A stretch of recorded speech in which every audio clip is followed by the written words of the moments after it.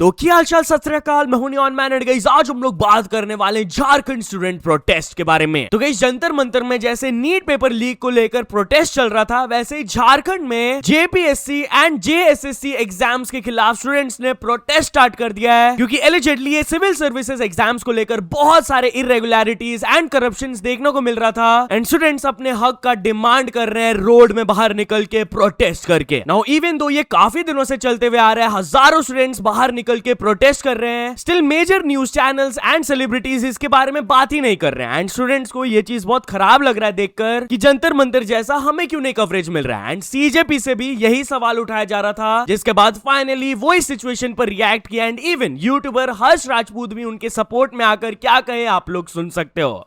हम लोग आपका समर्थन चाहते हैं, क्योंकि जिस तरह से आपने दिल्ली के जंतर मंतर में जो चीजें की, हम पूरी तरह जितने भी आप लोग स्टूडेंट्स झारखंड में प्रोटेस्ट कर रहे हो, हम पूरी तरह आपके साथ हैं और आपको किसी भी चीज की जरूरत रहेगी, आपकी जो भी रिक्वायरमेंट होगी आप हमें बता दीजिए, हम वो सारी चीजें करेंगे जो आपके आंदोलन को मजबूत कर सकते हैं। जी सर, बहुत बहुत धन्यवाद सर। दोस्तों एक और प्रोटेस्ट हो रहा है रांची में, जिसकी बातें ज्यादा लोग नहीं कर रहे हैं। वहां पे लोग जेपीएससी और जेएसएससी एग्जाम के लिए जो पेपर लीक और ओएमआर में गड़बड़ी हो रहा है उसके लिए धरने पर बैठे हैं, तो इसके बारे में भी बात होनी चाहिए। मेरे तरफ से आप लोगों को फुल सपोर्ट है और अगर अभी कोई स्टेडियम में है तो मुझे डीएम करो अपना नंबर और एक वीडियो बना के वहां का, मैं आप लोगों के लिए कुछ जो भी सपोर्ट हो यहाँ से मैं भेजूंगा आप लोगों के लिए और कुछ दिनों में आप लोगों को ज्वाइन भी करूंगा। फुल सपोर्ट है आप लोगों को। And talking about the Jantar Mantar protest, तो एक सस्पेक्ट पकड़ाए गए हैं जो कि प्रोटेस्ट के बीच में घुसकर डिसरप्शन क्रिएट करना चाहते थे, जहां वेस्ट बंगाल के स्पेशल टास्क फोर्स ने ये सस्पेक्ट को अरेस्ट किया जो कि पाकिस्तान बेस्ड जैश-ए मोहम्मद ग्रुप के साथ लिंक्ड है। स्पेशल टास्क फोर्स ने बताया कि जो पाकिस्तान बेस्ड हैंडलर्स थे वो सस्पेक्ट को मैसेज भेज रहे थे कि जंतर मंतर प्रोटेस्ट में एक पुलिस यूनिफॉर्म पहनकर घुसो एंड डिसरप्शन क्रिएट करो। इतना ही नहीं, वो सस्पेक्ट को यह भी बोला गया था कि जो वेस्ट बंगाल के चीफ मिनिस्टर है उनके सिक्योरिटी टीम के बारे में इंफॉर्मेशन निकालो, वीकनेसेस ढूंढने की कोशिश करो ताकि चीफ मिनिस्टर पर कैरी आउट किया जा सके। इतना ही नहीं, वो जो सस्पेक्ट की गर्लफ्रेंड है उन्हें भी अरेस्ट कर लिया गया झारखंड से। वो लोग एलिजिडली कंस्पायर कर रहे थे स्टेट मिनिस्टर के बेटे को हनी ट्रैप करके करने का, ताकि उनके फैमिली से वो लोग पैसे ले पाए। एनीवेज अब हम लोग बात कर लेते हैं करण औजला के बारे में। तो करण औजला ने जो लेटेंट कपल को प्रॉमिस दिया था उसके बाद क्या हुआ? वेल गाइस, अगर आपने न्यू एपिसोड देख लिया है तो आपको ये कपल जरूर याद होंगे। उन्होंने बताया कि कैसे वो लोग भागकर शादी किए थे, 12 लाख से भी ज्यादा उनका कर्जा हो गया है एंड उनका ड्रीम ये है कि मालदीव्स का वो एक ट्रिप कर पाए। तो Karan Aujla guess what stage पे बोल दिए थे कि मेरे तरफ से मालदीव्स ट्रिप तुम दोनों को स्पॉन्सर्ड है। Well guess what, after that वो कपल की तरफ से एक रील आया जहां पर वो मालदीव्स एयरपोर्ट में अपना ही लेटेंट वाला एपिसोड देख रहे होते हैं एंड उन्होंने कुछ ऐसे क्यूट रील्स वगैरह भी बनाया दिखाते हुए कि what a great time they had in Maldives. मतलब करण औजला जेन्युइनली अपने प्रॉमिस को पूरा किए यार। बढ़िया। While we are on this topic, तो क्या आप लोग को समय रैना की एक क्रेजी स्ट्रेटजी के बारे में पता था? भाई इंडियाज गॉट लेटेंट में काफी सारे ब्रांड स्पॉन्सर्स हैं, नेटफ्लिक्स में ये शो आता है, यूट्यूब मेंबर्स ओनली एपिसोड्स आते हैं, तो समय रैना के ये काफी बढ़िया रेवेन्यू सोर्सेज हैं। बट क्या आप लोगों को पता है कि वो पॉपुलर लेटेंट कंटेस्टेंट्स के थ्रू भी रेवेन्यू जनरेट करते हैं? कैसे? वेल क्रिएटर ने भयंकर तरीके से एक्सप्लेन किया, आप लोग सुन सकते हो। Each and every contestant coming in वो भी पैसे देते हैं समय को। हम सबको लगता है कि समय बहुत ही अच्छे कॉमेडियन है, but actually he is a great business person as well. Look at all these talents, ये सारे इंडियाज गॉट लेटेंट में आए हुए हैं। इन सबके बीच में कॉमन क्या है? तो लिखा है managed by AF life. AF life is actually an agency started by Samay and the team. इसका ना एक 3 स्टेप प्रोसेस है। सबसे पहला स्टेप है कि ऑब्वियसली आपके पास इतना बड़ा शो, इतना बड़ा प्लेटफॉर्म है जिसमें 20-30 million views, correct? Now stage 2, you are giving that platform to a lot of creators, you are giving that platform to a lot of people who perform because of which they get viral and then Samay के बारे में stories डालेगा, India's Got Latent collab करेगा, further increase in view. First step और second step के बाद they are managing the creators that they literally created because of the platform that they have and are making 20-25-30% from the brand collaborations that these pages do. This is the power of distribution. कैसे आप एक धंधे से multiple धंधे बना पा रहे हो। तो चलिए अब हम लोग बात कर लेते हैं ट्रिगर्ड इंसान के बारे में। तो ट्रिगर्ड इंसान आसाम फ्लड चैरिटी के लिए 70 लाख से भी ज्यादा पैसे रेज किए, जहां गाइस 50 घंटों तक नॉन स्टॉप वो अपने लाइव इंसान वाले चैनल में स्ट्रीम कर रहे थे। कल फाइनल ये खत्म हुआ and guess what, he raised more than 70 lakh rupees. उनका रिएक्शन कैसा था आफ्टर द स्ट्रीम, पहले आप वो देख लो, देन मैं आप लोगों को यूट्यूबर्स के रिएक्शंस दिखाऊंगा।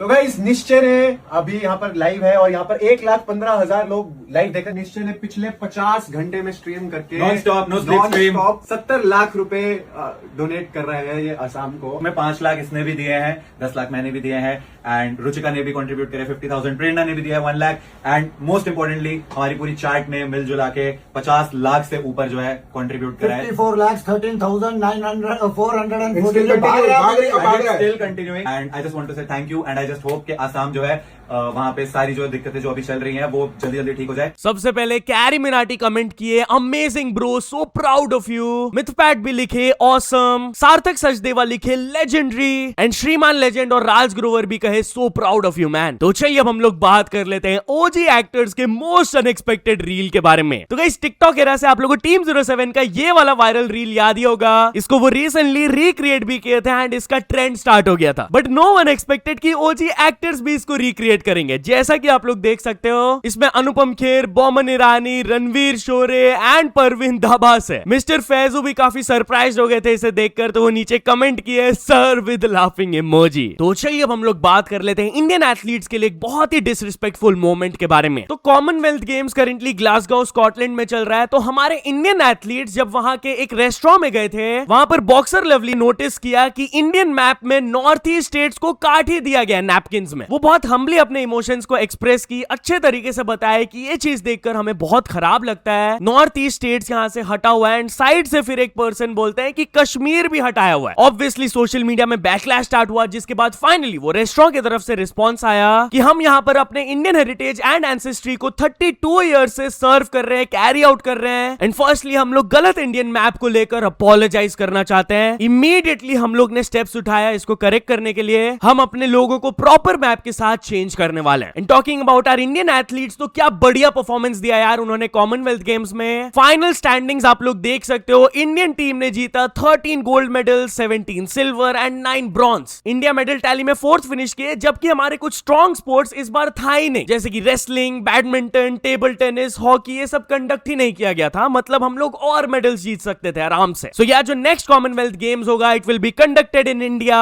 2030 के लिए हमें ऑफिशियली कॉमनवेल्थ गेम्स का फ्लैग दे दिया गया है। तो चलिए अब हम लोग बात कर लेते हैं अंकित बयापुरिया के बारे में। तो अंकित बयापुरिया को अरमान से हारने के लिए बहुत ज्यादा हेट मिल रहा था, जिस पर फाइनली वो रिस्पॉन्ड किए। यस, जब से वो अरमान से हारे हैं उनके खिलाफ कुछ ऐसे मीम्स बन रहे हैं कि घी बादाम पावर कहां गया यार तुम्हारा। सुल्तान मूवी देखकर क्या लगा कि अरमान को हरा दोगे, ऐसे मीम्स बन रहे थे। एंड ऑल्सो उन्हें ये चीज पर भी क्रिटिसाइज किया जा रहा था कि वो ऐसे इवेंट में क्यों पार्टिसिपेट किए जिसका मेन स्पॉन्सर ब्रांड है। तो इन चीजों पर रिस्पॉन्ड करते हुए अंकित ने क्या कहा आप लोग सुन सकते हो।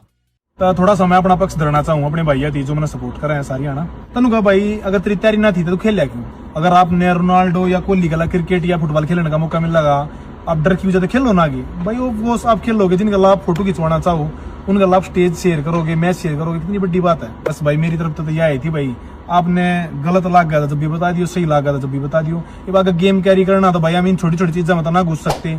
हमारे प्रमोशन का स्पॉन्सर कौन है, इसका स्पॉन्सर कौन है, हमने अपने गेम तो मतलब भाई मेरे तो लड़ने का मौका मिला, मैं लड़ लिया। तो चलिए अब हम लोग बात कर लेते हैं इंडियन फूड इंडस्ट्री के बिगेस्ट कोलैब के बारे में। तो food farmer and IAS officer Tukaram Munde के बीच में कोलैब आने वाला है। यस, फूड फार्मर को तो आप लोग जानते होंगे, but if you don't know IAS Tukaram Munde, इनके 1.3 मिलियन फॉलोअर्स है इंस्टाग्राम में। करंटली वो महाराष्ट्र के एफडीए के कमिश्नर है एंड वो बहुत अच्छे काम करते हुए आ रहे हैं। अभी रिसेंटली उन पर सवाल उठने पर वो बॉम्बे हाईकोर्ट के कैंटीन पर इंस्पेक्शन स्टार्ट करवा दिए थे। सो एक तरफ फूड फार्मर जो कि पैकेज्ड फूड इंडस्ट्री को फाइट करते हुए आ रहे हैं, एंड दूसरी तरफ एक आईएएस ऑफिसर जो कि फूड अडल्टरेशन को फाइट करते हुए आ रहे हैं। इन दोनों का एक कोलैब पॉडकास्ट आने वाला है 3 अगस्त को। एनीवेज अब हम लोग बात कर लेते हैं स्पाइडरमैन ब्रांड न्यू डे के बारे में। तो स्पाइडरमैन एंड टॉम हॉलैंड ने हिस्ट्री क्रिएट कर दिया। स्पाइडरमैन ब्रांड न्यू डे का first weekend world wide gross collection रहा $927 मिलियन का। It is the second biggest opening weekend of all time. तीनों ही बिगेस्ट ओपनिंग वीकेंड्स अब एमसीयू ही hold करते हैं। नंबर 1 में एवेंजर्स एंड गेम, नंबर 2 में Spiderman brand new day and 3rd में Avengers Infinity War. And guess what, Tom Holland ये तीनों movies में फीचर्ड है, तो he has become the only actor to do so. By the way, while we talking about the Spiderman movie, तो spoilers को लेकर 2 groups के बीच में थिएटर में लफड़ा स्टार्ट हो गया था। यस, लिटरली जैसे कि आप लोग देख सकते हो सिनेमा में स्पाइडरमैन का मूवी चल रहा है बैकग्राउंड में, एंड यहाँ सीट में बैठे हुए 2 ग्रुप्स के बीच में पूरा फिजिकल कलेश स्टार्ट हो गया। अकॉर्डिंग टू ऑनलाइन रिपोर्ट्स 4 दोस्त एक साथ ये मूवी देखने गए थे, एंड उनके बगल में एक बंदा अपने फीमेल फ्रेंड के साथ बैठकर मूवी देख रहा था। बट क्योंकि वो ये मूवी ऑलरेडी देखा हुआ था, वो कॉन्स्टेंटली अपने फ्रेंड को स्पॉयलर्स दे रहा था, जिसको सुनकर वो 4 दोस्त वाले ग्रुप बहुत ज्यादा गुस्सा हो गए थे। रिपोर्टेडली इसके बाद आर्ग्यूमेंट स्टार्ट हुआ एंड देन फिजिकल कलेश। तो चलिए अब हम लोग बात कर लेते हैं इंडियंस ऑन सोशल मीडिया के बारे में। तो इंडियंस कौन से सोशल मीडिया एप्स को सबसे ज्यादा चलाते हैं? वेल, नंबर 1 स्पॉट मिला है इंस्टाग्राम को। रिपोर्टेडली एक एवरेज इंडियन 1 महीने के अंदर 50 घंटे चलाते हैं इंस्टाग्राम ऐप को। सेकंड स्पॉट में आते हैं है YouTube with 47 hours 20 minutes and third में Garena Free Fire's with 41 hours। तो चलिए अब हम लोग बात कर लेते हैं कैब ड्राइवर के हॉरिफाइंग इंसिडेंट के बारे में। तो एक पैसेंजर ने कैब ड्राइवर की स्टोरी को शेयर किया जब 3 लड़की मिलकर उन्हें फेक केस फाइल करने का धमकी दे रही थी एंड उनसे पैसे एक्सटॉर्ट करने की कोशिश कर रही थी। आप लोग खुद ये क्लिप देख लो फॉर कॉन्टेक्स्ट।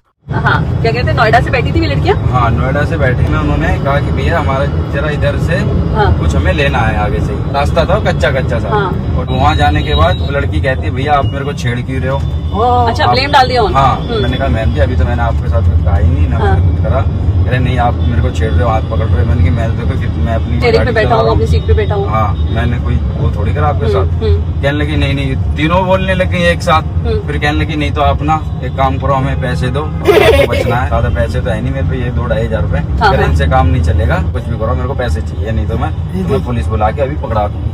तो मैंने कहा मैम जी जितनी भी बात आपने बोली है ना वो सब इसमें माइक में रिकॉर्ड हो गया है, अब ज्यादा नहीं, यहाँ मुश्किल से 10 मिनट भी नहीं लगेंगे, पुलिस वाले सबसे पहले आएंगे।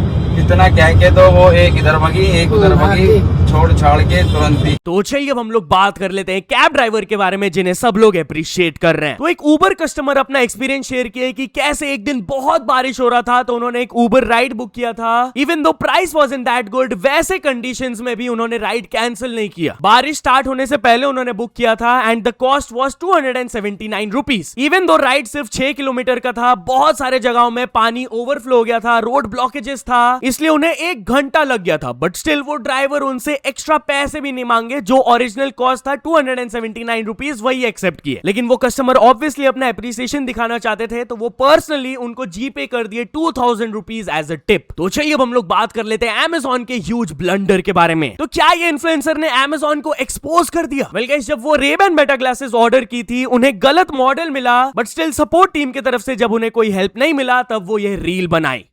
मैं सच बता रही हूँ, अमेजन से सामान मंगवाना ना बंद कर दो। मैंने ये Ray-Ban मेटा का 40K की एक आइटम मंगवाई है अमेजन से और यहाँ पे स्क्रीनशॉट डाल रही हूँ। मैंने बहुत अच्छे से मंगवाई थी कि ये वाला चाहिए मुझे, शेप ये कलर चाहिए। फिर भी अमेजन वालों ने 40K इन्वेस्ट करने के बाद मुझे बिल्कुल अलग आइटम भेज दिया, गर्ल्स वाला Ray-Ban। मैंने मंगवाया था बॉयज वाला। मैंने उनको कॉल किया कि अब मेरे को ना ये रिटर्न नहीं है, वो मतलब एक्सचेंज करके दो, मेरा क्या काम, मैंने लड़के को गिफ्ट किया, क्या होगा इसे।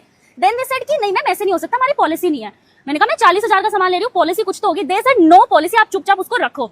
मैंने नहीं बोला मेरा पैसे वापस दो, मैंने सिर्फ ये बोला कि एक्सचेंज कर दो क्योंकि ये गर्ल्स आइटम है, मुझे बॉयज आइटम चाहिए। अगर मैं 40,000 एक प्रोडक्ट के लिए भर रही हूँ तो मांगूंगी ना अपना हक। लेकिन नहीं, Amazon वाले कह रहे हमारी कोई पॉलिसी नहीं है मैम एक्सचेंज। तो या तो चलो दोस्तों, आज की वीडियो के लिए बस इतना ही, बट अगर आपने लास्ट वीडियो को मिस आउट कर दिया हो तो यहाँ पर क्लिक करके देख लेना। बाकी ये वीडियो थोड़ा सा भी पसंद आया तो लाइक कर देना। फ्यूचर में और ऐसे अपडेट्स के लिए चैनल को सब्सक्राइब कर लेना। मिलते हैं अपने नेक्स्ट वीडियो में, टिल देन बाय बाय।